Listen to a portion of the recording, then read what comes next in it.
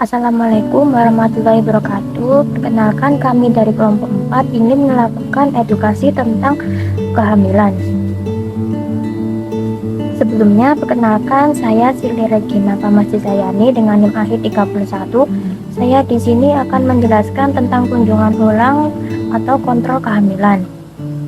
Untuk trimester pertama, bisa melakukan kunjungan ulang 1 kali saat usia 0 sampai 12 minggu.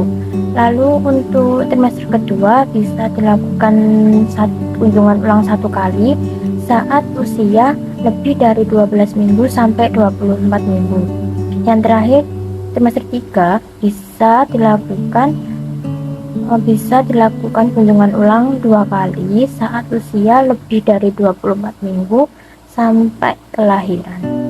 Lalu manfaat dari kontrol kehamilan atau antenatal care yaitu meningkatkan serta mempertahankan kesehatan ibu dan bayi, mempersiapkan proses persalinan sehingga dapat melahirkan bayi dengan selamat, serta meminimalkan trauma yang dimungkinkan terjadi pada masa persalinan, menurunkan jumlah kematian dan angka kesakitan kepada ibu. Nama saya Bella Sitarianti dengan NIM akhir 39. Di sini akan menjelaskan tentang resiko jika seorang ibu tidak melakukan kontrol kehamilan.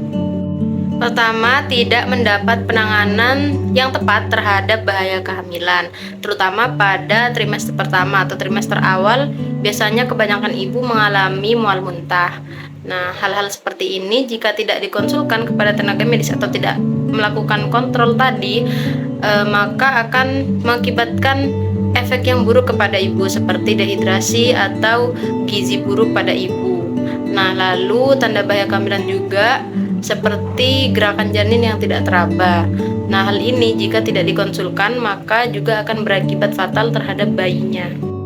Yang kedua, tidak mengetahui adanya komplikasi kehamilan seperti pada kasus preeklamsi. Jika seorang ibu hamil tidak mengontrolkan kehamilannya kepada tenaga kesehatan, maka kasus-kasus komplikasi seperti ini tidak bisa dideteksi dari awal dan akibatnya pasti fatal untuk ibunya dan juga janin. Lalu yang terakhir yaitu meningkatkan angka kematian ibu dan angka kesakitan pada ibu bersalin. Baik, nama saya Triana Dayani. Di sini saya izin melanjutkan, yaitu penjelasan selanjutnya mengenai pemeriksaan yang dilakukan ibu hamil saat kontrol, yaitu pemeriksaan laboratorium yang terdiri dari yang pertama pemeriksaan golongan darah, yang kedua yaitu pemeriksaan kadar hemoglobin darah atau HB, yang dimana pemeriksaan kadar hemoglobin darah dilakukan pada waktu minimal sekali pada trimester ketiga. Kemudian pemeriksaan protein dan urin, yang dimana pemeriksaan protein dan urin dilakukan pada trimester kedua dan ketiga atas indikasi. Kemudian yang keempat pemeriksaan kadar gula darah, yang dimana pemeriksaan kadar gula darah dilakukan selama kehamilannya, minimal sekali pada trimester pertama, sekali pada trimester kedua, dan sekali pada trimester ketiga atau terutama pada akhir trimester ketiga. Kenalkan, nama saya Gun Latifah dengan NIM 12300210023. Di sini saya akan melanjutkan untuk dilakukan pemeriksaan fisik. Yang pertama yaitu kita lakukan pengukuran tinggi badan, lalu berat badan. Setelah itu pemeriksaan TTV yang dimulai dengan pemeriksaan suhu badan. Normalnya adalah 36,5 sampai 37 derajat Celcius. Selanjutnya pemeriksaan tensi atau tekanan darah. Untuk sistol normalnya yaitu 110 sampai 120 dan diastol yaitu 80 sampai 90. Selanjutnya pemeriksaan nadi, normalnya 60 sampai 100 kali per menit dan pemeriksaan pernafasan yaitu 16 sampai 24 kali per menit.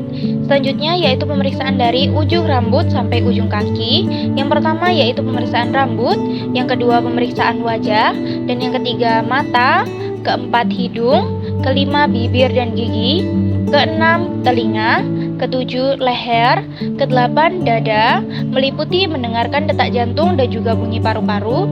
Selanjutnya yang ke-9 pemeriksaan payudara, selanjutnya yang ke-10 pemeriksaan abdomen atau perut. Lalu dilanjutkan dengan pemeriksaan DJJ atau detak jantung janin, normalnya 120 sampai 160 kali per menit.